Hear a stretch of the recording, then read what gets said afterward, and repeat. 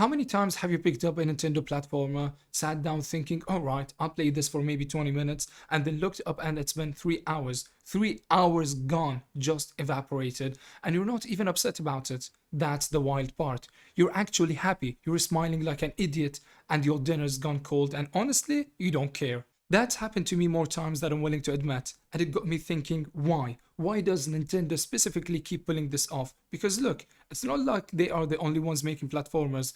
There are incredible platformers from indie studios, from other big publishers, some of them genuinely brilliant games. But there is this thing that Nintendo does consistently, almost every single time, where their platformers just hit differently, and everyone kind of knows it, but nobody really sits down and breaks it apart. So that is what we are doing today. Welcome back to Dan 2D Review. I am Dan, and if you are new here, this channel is where we go deep on games, not just is it good or bad, but why it is good or bad. What's actually going on under the hood, what makes something stick with you. Subscribe if that sounds like your kind of thing.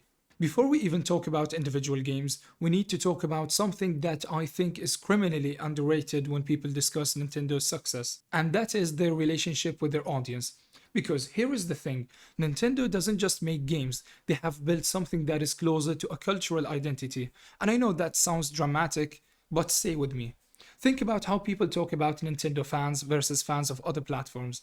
PlayStation fans, Xbox fans, they care about their console, they care about their exclusives, but there is still a level of detachment there. With Nintendo, people grow up with Nintendo. Your first real gaming memory is probably a Nintendo game. Mine was, a lot of yours were too. There is something deeply personal about that first time you got a Mario game, or that first time someone handed you a controller with a Kirby game on it. And suddenly the world just made sense in the best possible way. Nintendo understood something that a lot of companies are still figuring out, which is that emotional memory is more powerful than any marketing campaign you could ever run. You don't need to convince someone that Nintendo is fun.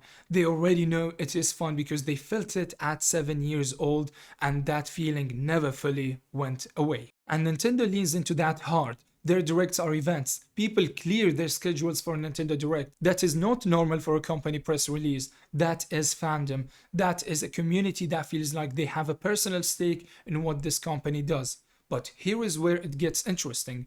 Nintendo doesn't take that loyalty for granted the way some companies do. They don't coast on it. They don't just slap Mario on something mediocre and call it a day. Well, okay, there have been some questionable spin-offs over the years. I'm not gonna pretend otherwise, but when it comes to their mainline platformers, the ones that really matter, they treat those like they are precious because they know their audience treats them like they are precious. There is also this fascinating thing Nintendo does where they make games that work on two completely different levels simultaneously. A kid playing Super Mario Odyssey for the first time is having the time of their life just running around, collecting moons and throwing a hat at things. And a veteran gamer playing that same game is theory crafting movement tech, finding obscure secrets, optimizing routes. Both of those people are having a genuinely great time. That is not a coincidence.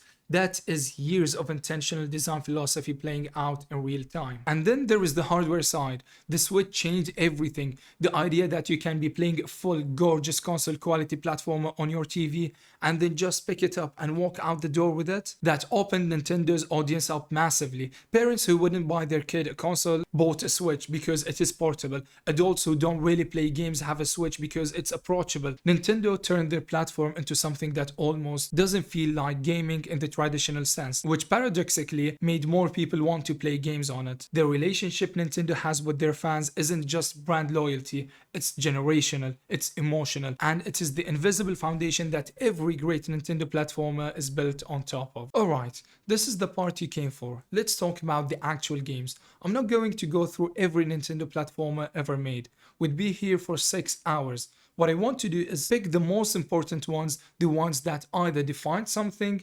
revolutionized something, or just flat out prove the point. And I want to explain not just that they are great, but why they are great, because there is a real craft happening here that deserves to be acknowledged. Super Mario Bros., the game that set the rules. You can't have this conversation without starting here. Super Mario Bros. Came out in 1985, and it didn't just launch a franchise, it essentially taught an entire generation how to play video games, and it did it without a tutorial. Think about that.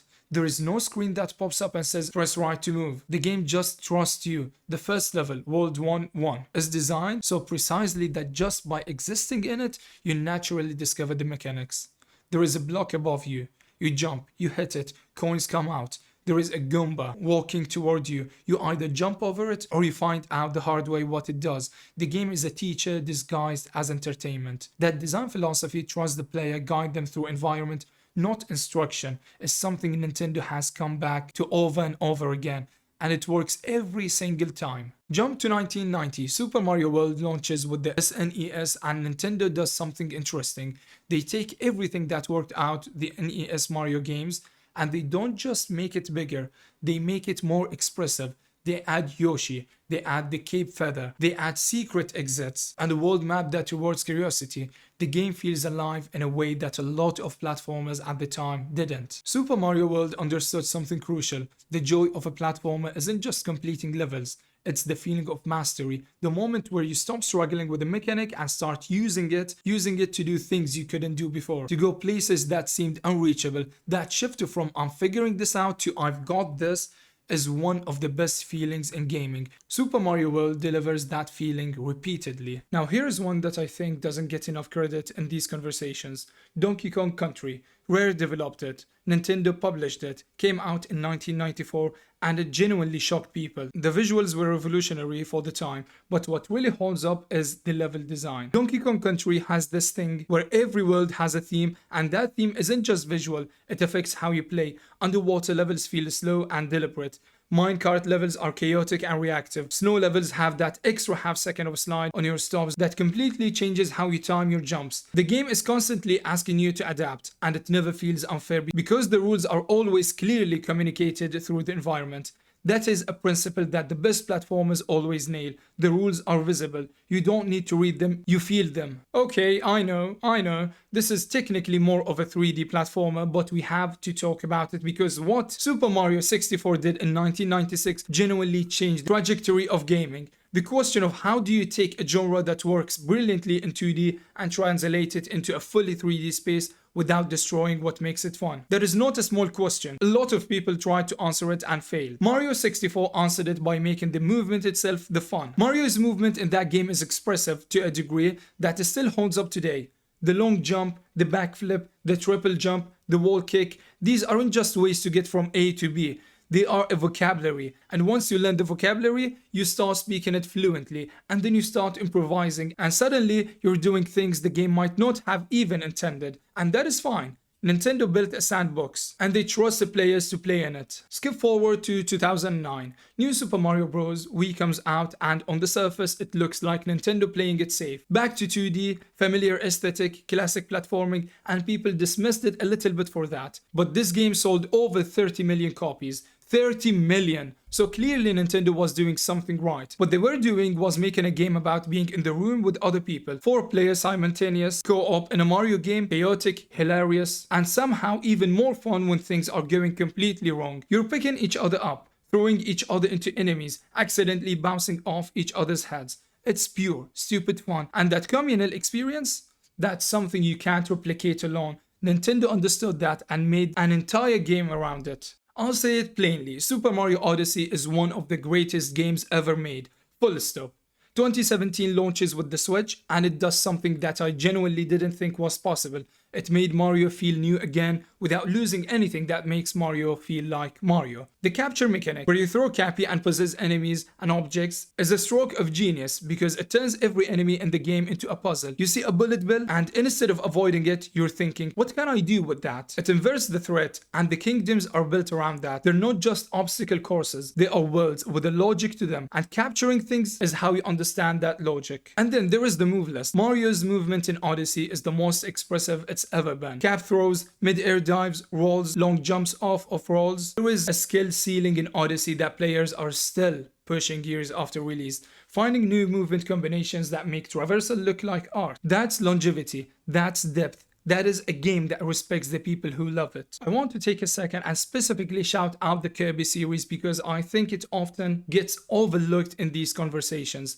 and that is not fair. The Kirby games have always been Nintendo's way of making sure that the absolute joy of a platformer is available to everyone regardless of skill level. Kirby's Epic Yarn, Kirby Star Allies, Kirby and the Forgotten Land, these games are warm and beautiful and welcoming in a way that nothing else in gaming really is. And accessible doesn't mean shallow. Kirby and the Forgotten Land has boss fights that genuinely challenge you if you want to be challenged. It has hidden content that rewards exploration, but it never punishes you for not being good. It meets you where you are. That is a philosophy, and it matters. So I've gone through a lot of games here, and you might be wondering, is there a pattern? Is there a secret? And honestly, yeah, there is.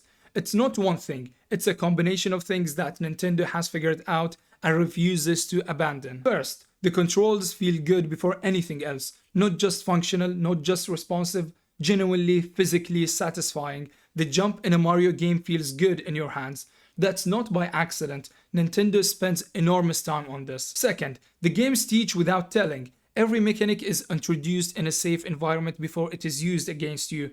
That is an ancient design principle in Nintendo games, and it remains their secret weapon. Third, there is always something for everyone, a surface level and a depth level. Casual and hardcore can coexist in the same game. And fourth, the games are confident. They commit to their ideas fully. They don't hedge. Odyssey commits fully to the capture mechanic. DKC commits fully to its world themes. That confidence translates into an experience that feels complete, not cobbled together. So here is where I want to get a little more analytical, because I think there are real lessons here that the broader gaming industry, especially for developers working in the platformer space, should be paying attention to. One of the things that sets Nintendo platformers apart is that they ship when they are ready, and they ship polished, not perfect. No game is perfect, but polished.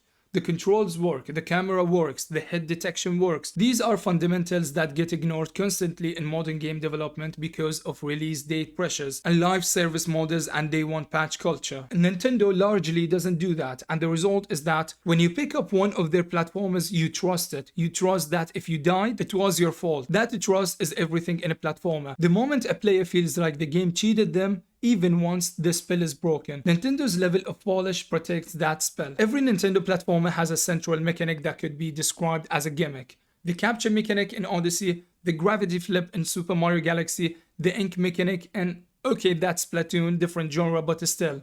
The point is, Nintendo never just slaps a cool mechanic on top of a game and calls it done. They build the game around that mechanic. They ask every possible question that mechanic raises and they answer it in the level design. That's what turns a gimmick into a game, and a lot of developers are still figuring that out. You see games with one cool mechanic and 10 hours of content that doesn't actually explore it. Nintendo doesn't make that mistake. This sounds simple, but I think it's genuinely underappreciated. Nintendo makes games that are unapologetically joyful. They are colorful. They are fun. They don't try to be gritty or subversive or mature in a way that feels forced. And in an era where a lot of games feel like they are trying to prove something, there is something genuinely radical about a game that just wants you to smile. The Switch 2 is here now, and the question everyone is asking is, what does the next era of Nintendo platformers look like? If history tells us anything, Nintendo is going to take the new hardware capabilities and find one specific thing they can do with it that nobody else has done. They did it with the Wii and motion controls. They did it with the DS and dual screens. They did it with the Switch and the hybrid concept. They're going to find the thing that only Nintendo would think to do with the new hardware, and they're going to build a platformer around it. I also think we're going to see more of what Kirby and the Forgotten Land did. Nintendo platformers going deeper into third worlds, more open, more explorable, not open world in the Breath of the Wild sense, but more expansive than traditional linear platformers. And honestly, I'm just excited. Because of the history of Nintendo platformers has taught us anything, it's that when they are working on something new, it's probably going to be better than we imagined. They have earned that benefit of the doubt. Alright, let me bring it home. Nintendo platformers work because of a few things that are all deeply intentional. The relationship with their audience, decades of emotional connection that started when most of us were kids. The design philosophy, trust the player, teach you through play, don't ship it until it's right. And understanding that joy is not a lesser emotion. Making someone smile genuinely is actually an incredible achievement. But here is the thing underneath all of it. Nintendo makes you feel like games are still magic. In an industry that can feel cynical, like everything's been optimized for engagement metrics and monetization strategies, Nintendo keeps making stuff that feels like someone just asked, what would be genuinely amazing to play, and then made that. Not what would sell best, what would be amazing to play. That is rare. And that is why people keep coming back. To other developers, take notes, not to copy Nintendo because you cannot out Nintendo, but to understand their principles, polish your controls, teach you through design, commit to your ideas, don't be afraid of joy. And to everyone watching, genuinely, thanks for being here. Drop a like if you enjoyed this, it helps more than you'd think. Subscribe for more deep dives and tell me in the comments, what's your all-time favorite Nintendo platformer? Half of you are going to say Odyssey, Aquatic Galaxy, and the rest are going to say something that makes me question your judgment. I'm kidding, mostly. I am Dan, this is Dan2D Review, and I'll see you in the next one.